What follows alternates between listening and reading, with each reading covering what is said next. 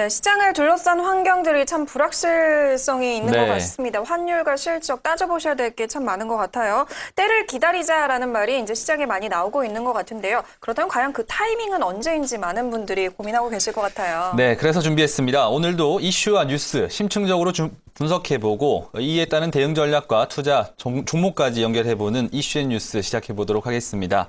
먼저 오늘 장에서 화두가 되고 있는 이슈 화면을 통해서 만나보겠습니다. 1월 증시를 돌아보면 상승보다는 하락한 날이 많은 전강 후약의 장세가 뚜렷했습니다.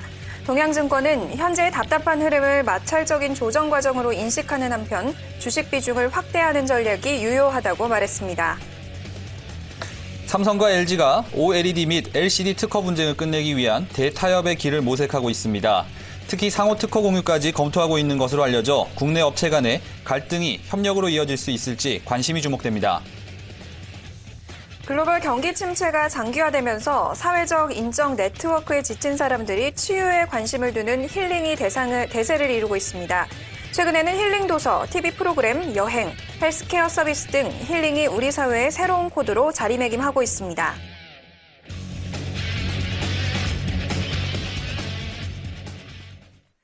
네, 이슈앤뉴스 오늘은 뉴스탁 유창희 대표와 다양한 얘기 나눠보겠습니다. 대표님 안녕하세요. 안녕하십니까. 안녕하세요. 네, 어서 오세요.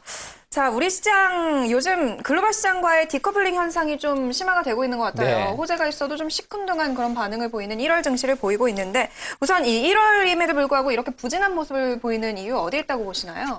일단은 뭐 우리나라 시장이 조금 거시적인 문제에서 좀 걸림이 네. 좀 네. 있지 않나 싶어요. 그러니까 지금 방금 말씀하신 것처럼 뭐 미국 다우지수는 또 다시 신고가를 기록을 하면서 상승을 했고 뭐 유럽 증시나 뭐 일본 증시, 뭐 중국 증시도 최근에 1월 달에 보신다면 상당히 좋은 모습 띄고 있는데 우리나라만 유독 못난이 장세가 연출되고 있다는 부분들. 그 이유가 이제 거시적인 부분을 본다면 뭐 환율 문제, 뭐 일본 같은 경우는 대규모 양적 완화에 따른 뭐 그런 기대감.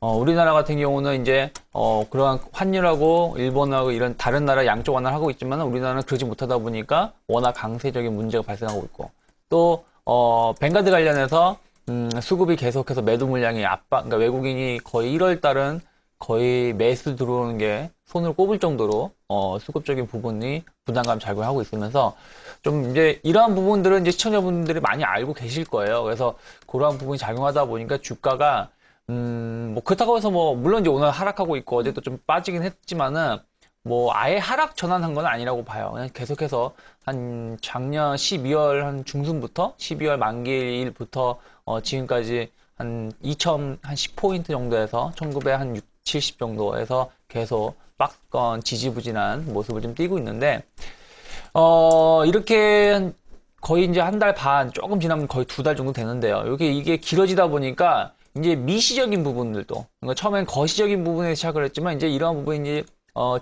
길어지면서 미시적인 부분이 조금 안 좋은 모습이 자주 발생하고 있다. 그러다 보니까 시장이 조금 혼탁해지고 있는데 첫 번째는 이제 실적에 대한 기대감이 작용하면서 주가가 좀 급등했던 종목군들이 있죠. 음식료라든지 제약, 뭐 서비스 이런 기업들이 급등을 좀 했었는데 연초 대비해서 한 적게는 많게는 50%, 적게는 한 20% 올랐었는데 단기적으로 이제 다른 종목군들은 못 올랐는데 이들 종목이 오르다 보니까 가격적인 부담감이 좀 상존해 있다는 것이죠.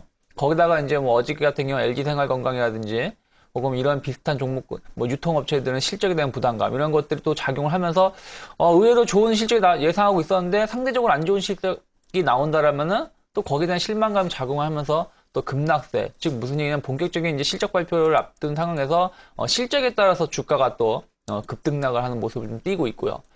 또 이제 주도주가 이제 지금 없죠. 왜냐면 아까 말씀하신 것처럼 시장을 주도했던 종목군들이 고점에 대한 부담감이 작용하고 있다고 말씀드렸기 때문에 새로운 주도주가 나오지 않다 보니까 좀 단기성 테마주가 좀 기승을 부리고 있습니다. 뭐 지난주에는 예전에 안철수 대선 후보 관련된 종목군들이 급등을 했었고요. 뭐 이번 주는 문재인 관련된 테마주가 급등을 했었고 또 이제 새 정부가 이제 들어서다 보니까 박근혜 당선인에 관련된 이제 뭐 인수위라든지 박근혜 당선인이 뭐 어디를 방문했을 때 그 관련된 종목군들이 또 단기적으로 급등을 하는 모습을 띠면서 좀 시장이 좀 한치 앞을 알 수가 없다라고 지금 얘기가 나올 정도로 시장이 조금 안 좋아지고 있다라는 부분들이 좀 꼬이고, 이와 동시에 다행히 좋은 얘기가 나오는 건 상관이 없는데, 만약에 조금이라도 뭐 예를 들어서 실적이 생각보다 안 좋다, 혹은 뭐 테마가 조금 꺾였다, 뭐 이런 얘기가 나오면 거기에 맞춰가지고 물론 이제 시장은 또 뱅가드 관련해서 혹은 뭐 기관이나 외국인이 대량의 매도 물량이 나오다 보니까 주가가 급락을 하는 모습을 띠고 있습니다. 그래서 조금 시장이 일단 좀 기간 조정이 길어지고 있고 체력적으로 힘들어지고 있기 때문에 당분간 좀 조심해야 되지 않을까라는 생각을 좀 하고 있는 지금 국면이 아닌가 생각이 들고 있습니다. 네, 언급해 주셨지만 미국 시장은 계속해서 순항을 하고 있는 반면 우리 시장은 오늘 오전 기준으로 해서 연초 대비 1%대 하락을 보였습니다.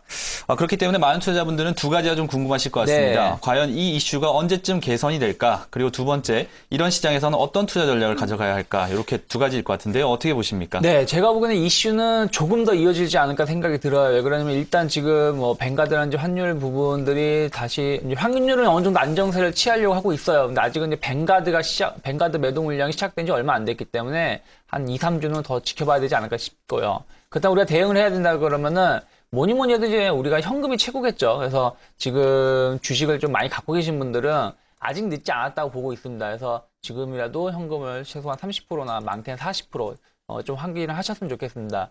왜 그러냐면은 아직 2,000포인트에 대한 돌파 여부가 확인이 안 되고 있다는 부분들. 왜냐면 여전히 2,000포인트에 대한 부담감이 상존해 있다는 것이죠. 그래서 여기가 완전 가격이 돌파될 때 다시 주식을 100% 잠그셔도 상관없다고 생각이 들고 있기 때문에 현금을 좀 확보를 하고 나서 시장을 대응한다라면 좀 여유로움이 높아질 거라 생각을 하고 있고요.